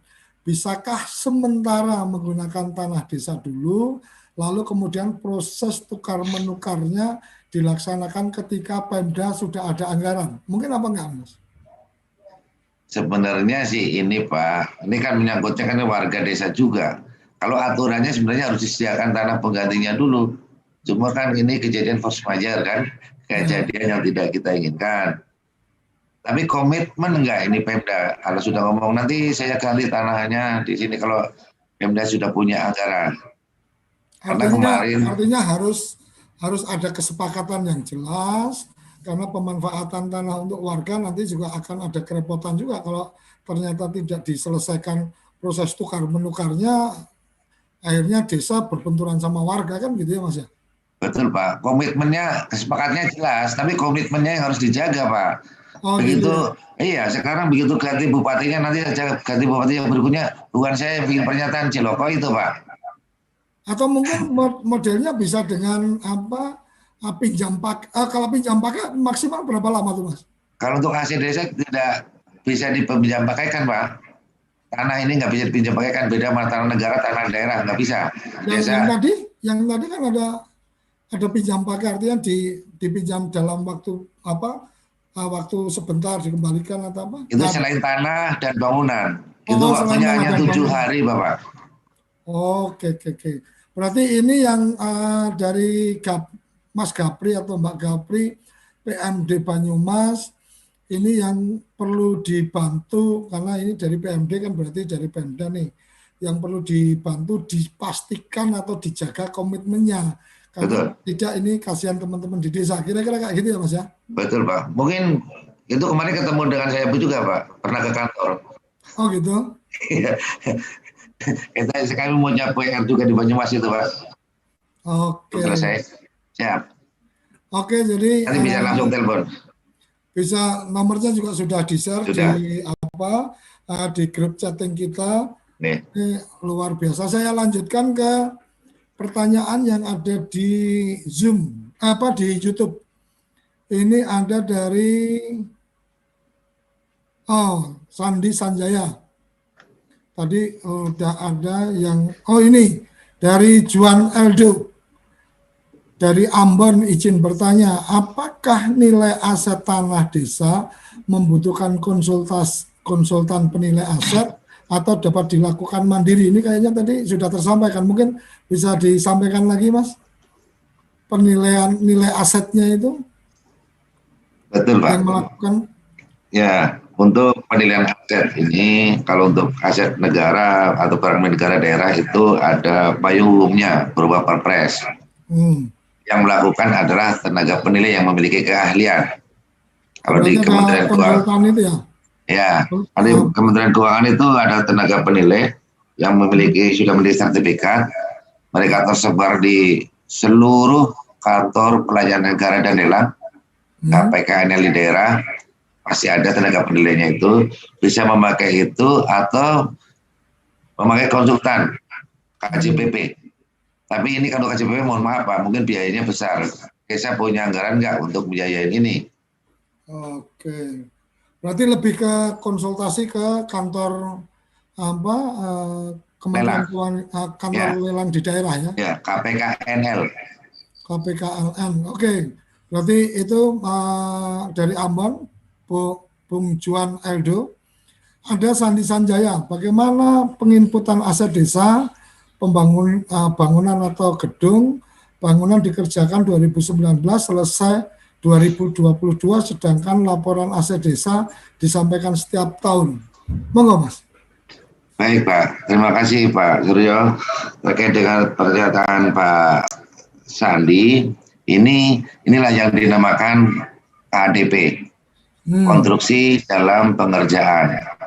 Jadi setiap periode pelaporan, mungkin di aplikasinya sifatnya belum ada ini mungkin Pak, harus terungkap berapa nilai KDP. Semuanya seperti tadi Pak Sandi disampaikan, pembangunan dari tahun 2019 rampung 2022.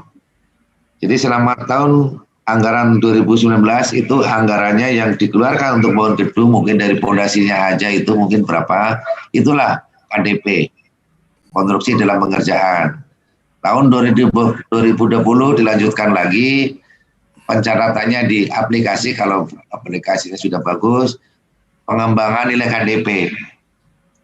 Jadi terakhir sampai tahun 2002 berapa nilai gedung itu, karena tiap transaksi pencairan anggaran mungkin per termin apa kan harus dicatat.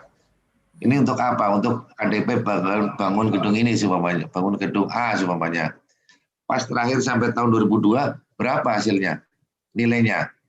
Kalau semuanya tahun 2019 1 miliar, tambah 1 miliar lagi, sampai 2022 berarti 20, pokoknya semua nilai yang uang, yang transaksi uang, yang digunakan untuk membangun gedung itu, itulah nilai itu, akhirnya dari tahun 19 sampai 2022 semuanya. Habisnya 22 miliar ya, 22 miliar itu nilai gedung itu. Nah, setelah gedung itu jadi terakhir di tahun 2022 semuanya, posisinya nanti di aplikasinya harusnya sudah muncul penyelesaian pembangunan dengan KDP dengan nilai total terakhir berapa itu realisasi dari anggaran yang digunakan untuk bangun gedung tersebut. Jadi pada tahun 2019 posisinya masih KDP, 2020 KDP, 2021 KDP, terakhir 2022 sudah menjadi barang jadi. Di aplikasinya kalau sudah nanti sudah diperbaiki nih si padesnya, direklas perolehan gedung dari KDP tersebut. Cuma balik aja Pak, ini jurnalnya istilahnya di akuntansinya Pak. Itu Pak. Oke. Ini kita lanjutkan lagi pertanyaan yang di YouTube ya Mas ya. Ada Saswito Solo. Ada di wilayah kami waktu dulu ada tukar-menukar tanah dengan pihak lain dan dibelikan di wilayah desa lain, lain kecamatan. Namun hingga kini belum selesai urusan terkait balik nama ke desa. Apakah Dede bisa, ini maksudnya apakah secara proses menggunakan dana desa bisa dipakai untuk itu? Nah ini masuk di wilayah keuangan lagi Pak. Menjawab, keuangan lagi itu nanya. Oh gitu. Atau Bu Nia mestinya yang tadi ya, bukan? Bisa bantu jawab? Atau di luar wilayahnya masukin ya? Halo? Ini tadi ya, dari Solo Pak ya? Ya. Ada di wilayah kami dulu tukar-menukar tanah desa dan pihak lain Ya. yang dibelikan di wilayah lain desa di kecamatan, desa dan kecamatan. Namun hingga kini belum selesai urusan terkait balik nama desa. Nah, ini yang melakukan tukar-menukar ini siapa ini? Ya, dari pihak mana nih Pak? Untuk apa ini tukar-menukar ini? Oh gitu. Kalau memang ini untuk selain untuk kepentingan umum tadi, mestinya prosesnya sampai di kami Pak, Persetujuan Menteri. Artinya secara proses tukar-menukar itu harusnya dikonsultasikan ke Kementerian Dalam Negeri ya Pak ya?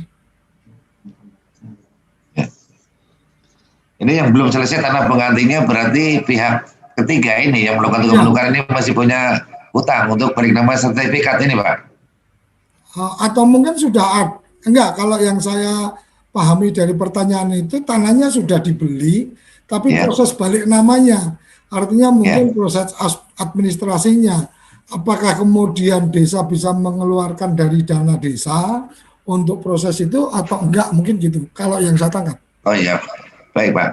Tadi di awal sudah saya tegaskan bahwa untuk proses tukar-menukar tanah desa tidak boleh mengeluarkan biaya sepeser pun, Rp1 pun Pak.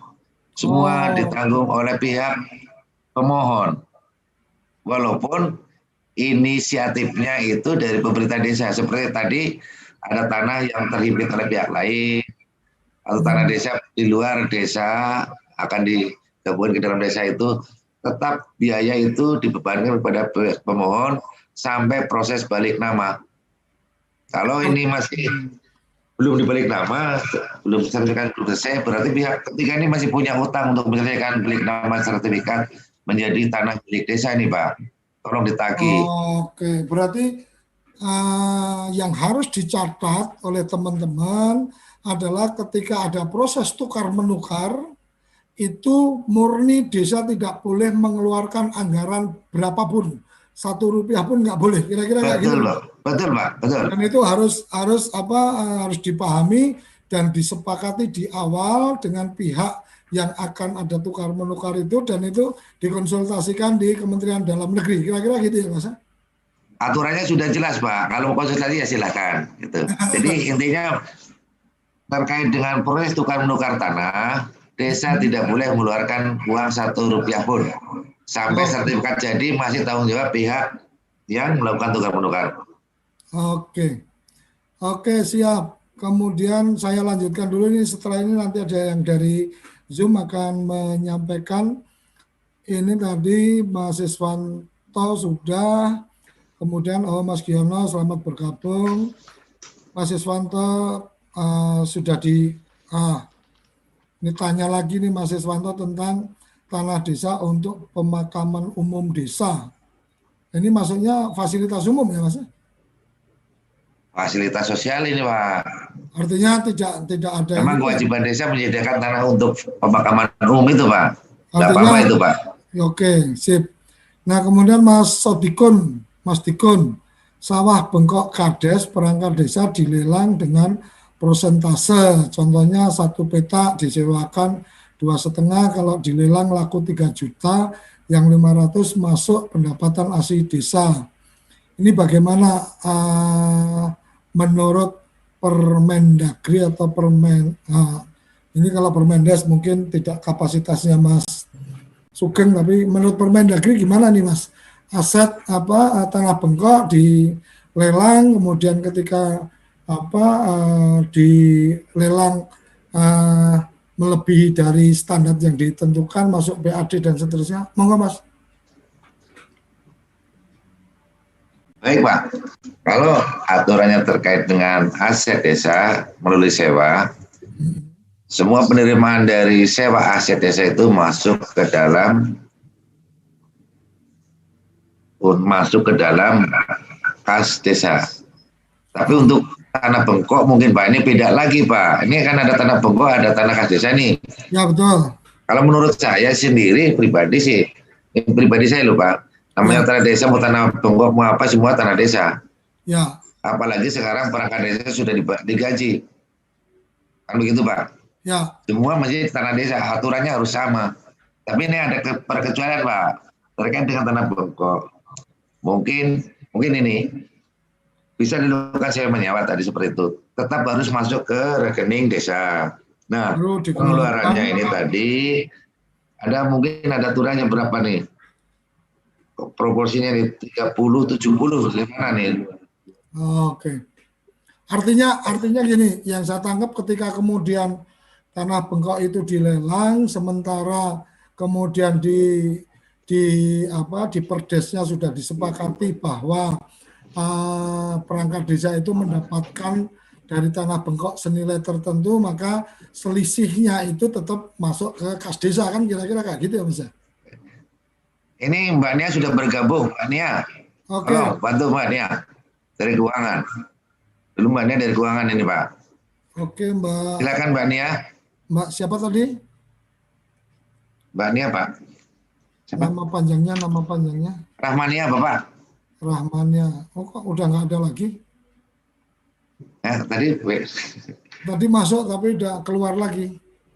Oke, kita lanjut ke yang lain dulu. Ada pertanyaan berikutnya ini dari Mas Dikun sudah mohon penjelasan tanah bengkok sesuai PP 11. Apakah pengelolaan tanah desa bengkok harus tercatat APBDes? Nah ini mestinya Mbak Nia nanti yang memberikan penjelasan.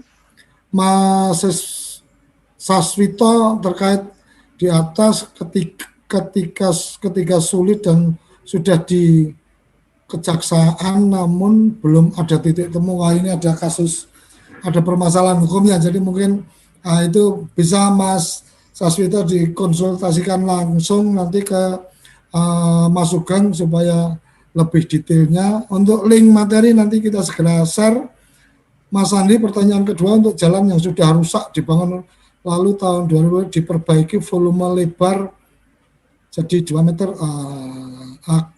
Ini jalan desa termasuk aset kah Pak? Betul Pak, aset desa termasuk jalan. Ini ada pertanyaan rusak dibangun 2010 lalu tahun 2020 jalan diperbaiki volume lebar tambah dan seterusnya. Ini gimana nih pencatatan asetnya? Baik Pak, ini namanya pengembangan nilai aset. Kalau dulu asetnya 1,5 meter menjadi 2 meter, berarti kan nilainya juga kan pasti bertambah. Jadi ditambahkan kepada nilai awalnya. Kalau awalnya nilai jalan itu 1 kali 1,5 meter, umpamanya 10 miliar, dilebarkan menjadi 2 meter atau 2,5 meter, habis berapa 5 miliar, jadi jalan itu nilainya menjadi 15 miliar. Tetap harus dicatatkan, Pak Reza. Oke, terima kasih. Mohon maaf ini, aduh banyak chat-chat masuk nggak jelas di di chat Zoom-nya. Saya coba remove dulu. Nah, ini kadang-kadang kita ingin memberikan fasilitas teman-teman dengan nge-share, tapi kadang-kadang sharingnya terus juga dibagi kemana-mana, jadi akhirnya ada masuk nomor-nomor yang tidak jelas. Mas Iwan, ada yang ingin disampaikan? Silakan di-unmute. Silakan Mas Iwan. Selamat malam, Mas. Ya. Malam, Mas Iwan. Ya, siap. Salam dari perangkat desa Kabupaten Bogor, Pak Sugeng, Ya. Pak Sukoco. Ya, salam berdesa, Pak. Ini sangat menarik, Pak, terkait materi malam ini.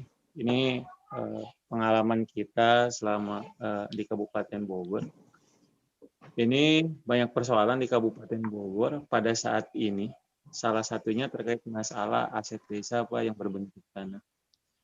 Jadi banyak aset-aset desa yang hari ini dikuasai oleh segelintir orang yang memang pada saat kepala desa terdahulu ini ada sebuah agreement. Ya, ambil contoh saya simulasi seperti ini. Ada salah seorang kepala desa yang memang pada saat dia menjabat punya komitmen atau MOU dengan para pihak tersebut.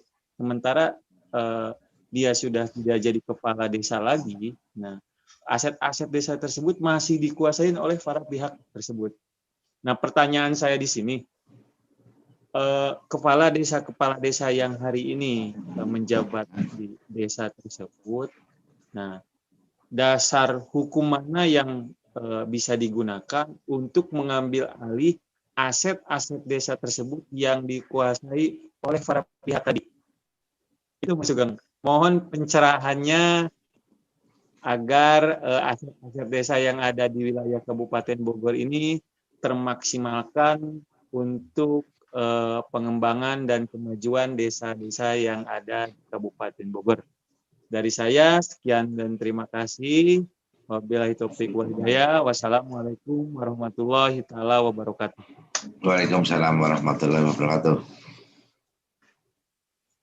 Mohon Mas Sugeng. Baik, Pak.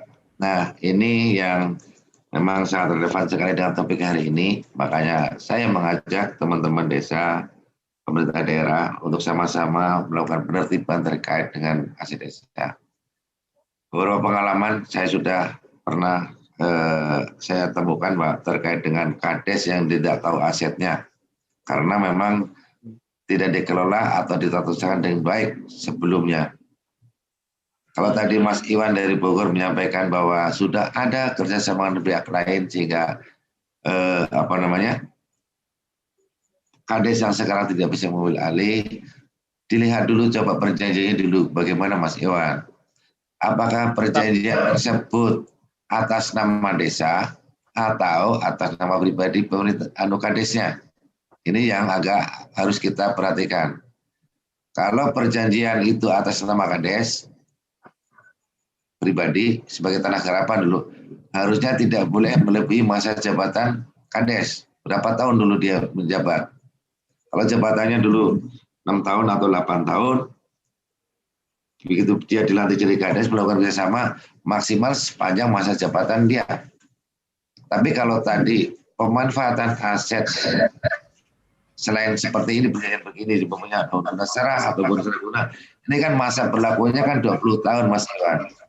Jadi tentu ini perjanjiannya atas nama pemerintah desa. Jadi pemerintah desa berikutnya ya tidak bisa mengotak-atik sebelum 20 tahun ini selesai. Tapi kalau tadi yang kasusnya Mas Iwan ini, saya khawatirkan ini perjanjiannya atas nama pribadi kades yang nama. Kalau atas nama pribadi kades, artinya itu batal demi hukum ya Pak ya? Betul Pak. Harus ada. Karena masa jabatan kades kan Kalau sekarang 6 tahun ya, 6 tahun. Begitu dilantik maksimal dia harus, kalau dia punya tanah garapan semuanya. Tapi kan sekarang sudah digajah, masih berlaku nggak tanah-tanah ini? Tadi bengkok tadi itu kan?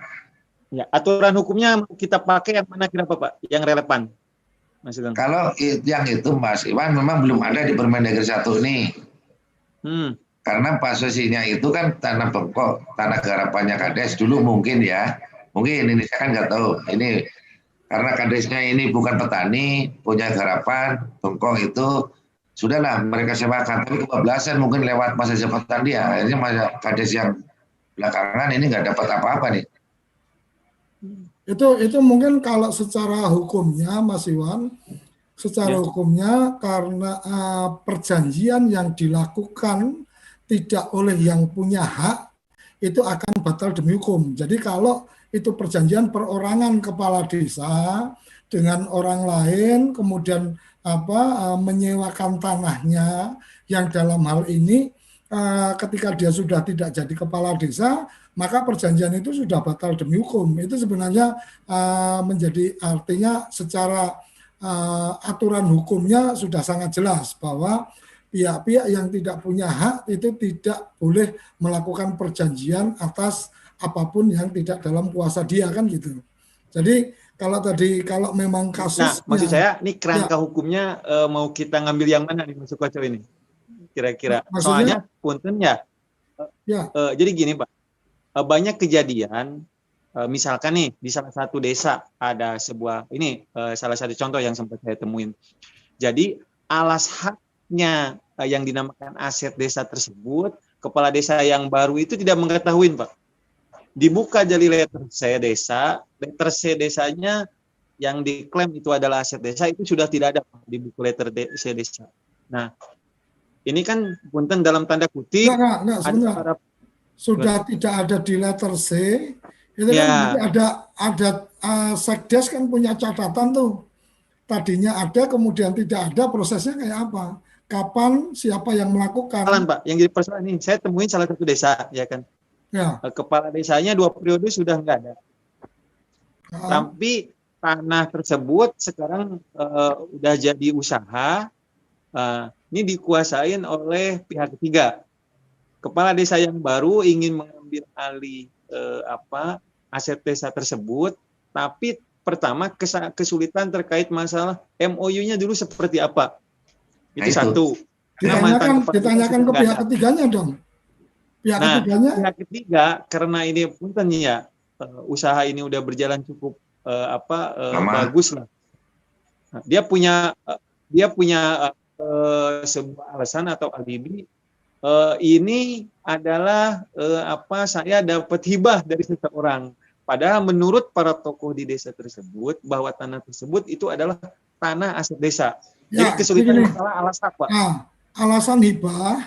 Jadi kalau di hukum, mohon maaf nih, Mas Sugeng, maaf ya aku ikut bicara. Ya, monggo Pak. Jadi kalau di hukum itu harus ada alat bukti.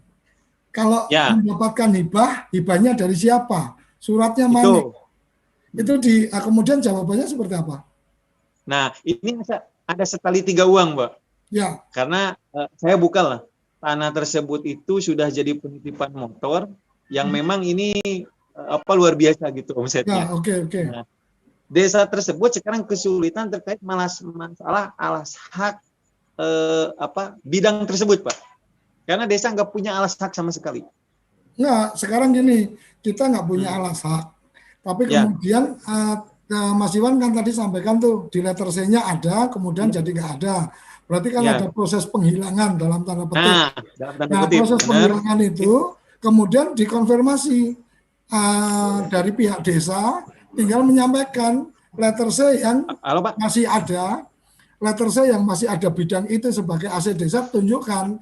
Nah, ketika dia bilang ada hibah, maka diminta bukti hibahnya mana. Kalau dia nggak punya bukti hibah, maka disitulah kemudian bisa duduk bareng dibicarakan baiknya seperti apa.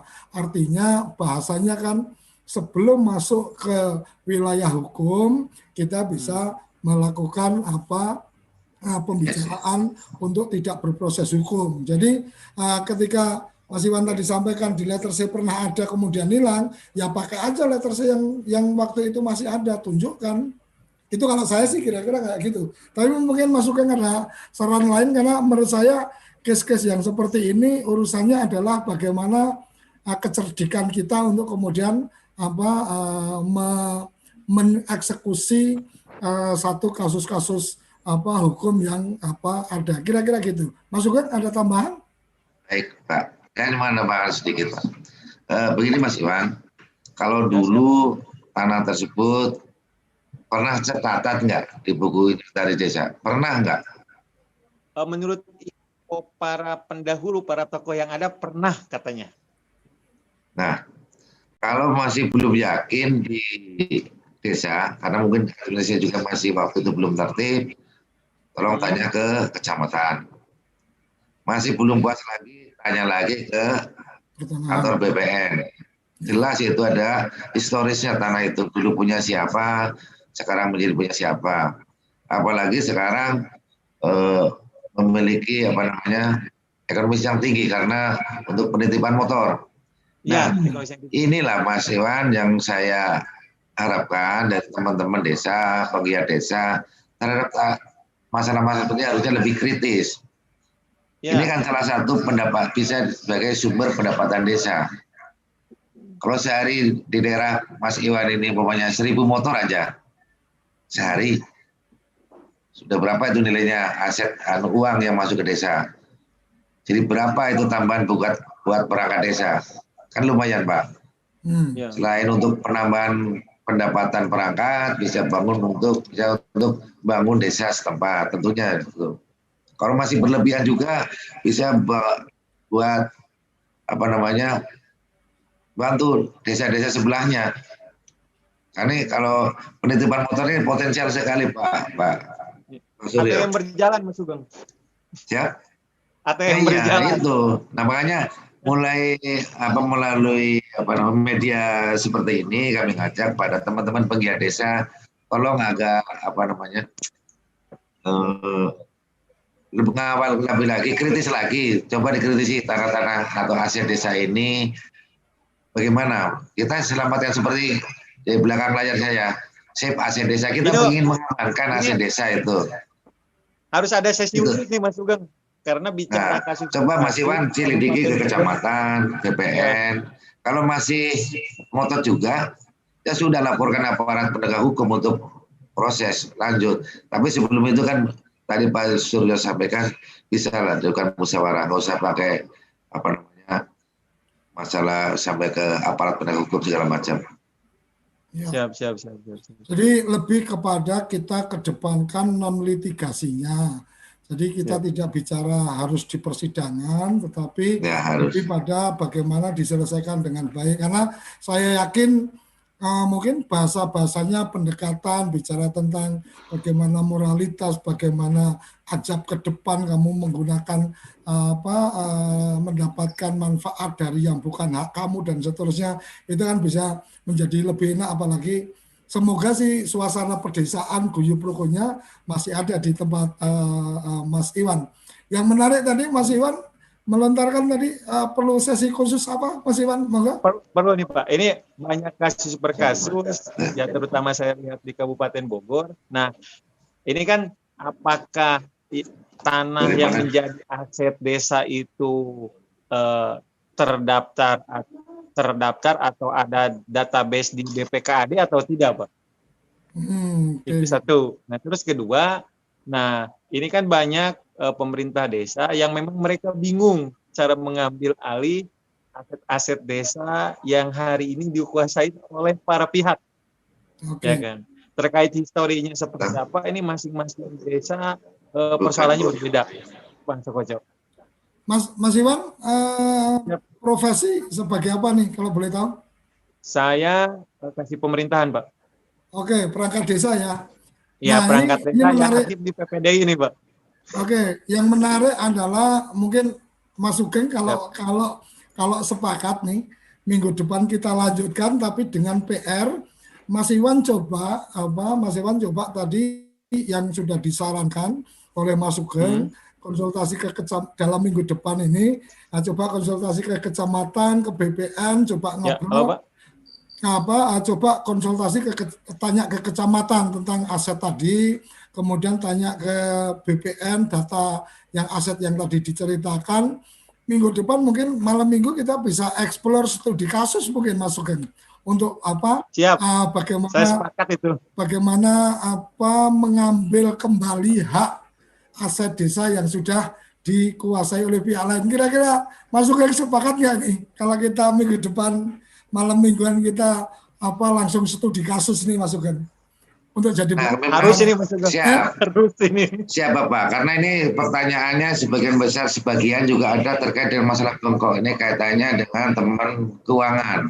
Oke. Saya jawab cuma setengah-setengah, nanti tidak puas juga. Berarti gini. Jadi, oke, masukin. Ini nggak berasa udah hampir di penghujung acara. Ada yang kita coba sepakati minggu depan kita bicara tentang studi kasus.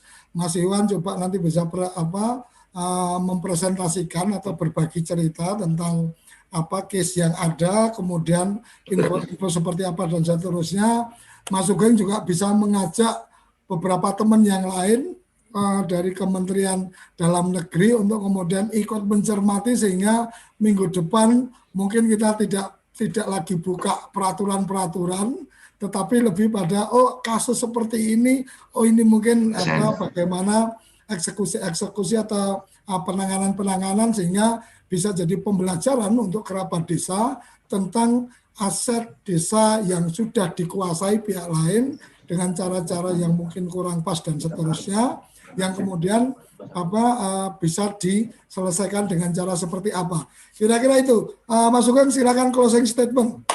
Pak, terima kasih.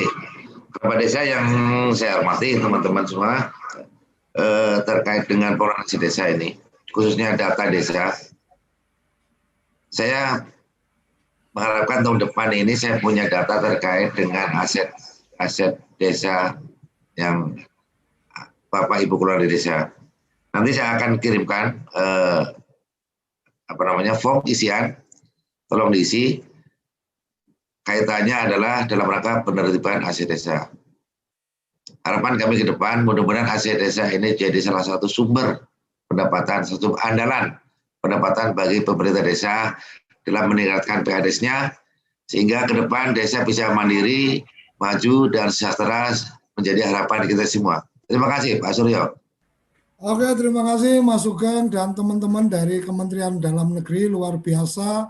Malam mingguan ini nggak terasa, tahu-tahu sudah di ujung, masih ada beberapa pertanyaan yang tersisa. Tapi minggu depan, malam minggu desa kita akan mencoba untuk bedah kasus atau studi kasus.